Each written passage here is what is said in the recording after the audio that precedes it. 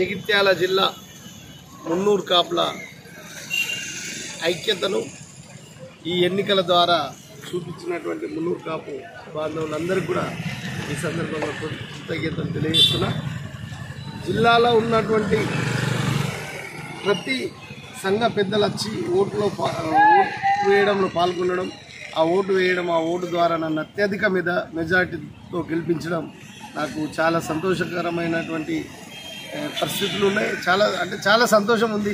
దీనికి మళ్ళోసారి మాకు జగిత్యాల జిల్లాలో ఉన్నటువంటి మున్నూరు కాపు బాంధవులందరికీ కూడా మరోసారి కృతజ్ఞతలు తెలియజేస్తున్నా. ప్రత్యేకంగా కత్లాపూర్, మేడ్పల్లి,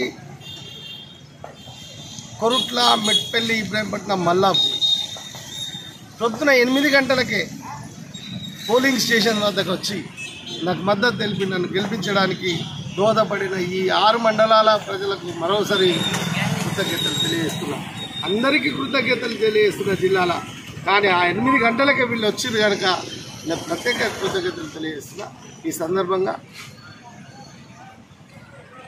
రానున్న కాలంలో కుల అభ్యున్నతికై, కుల డెవలప్మెంట్కై ఏ అవసరం ఉన్నా, ఏ పని ఉన్నా, కులంలో ఎవరికైనా ఆపద సంపదలు ఉన్నా ఎప్పుడు పిలిచినా నేను ఎల్లవేళలా మీ ముందు ఉంటానని ఈ సందర్భంగా తెలియజేస్తున్నా.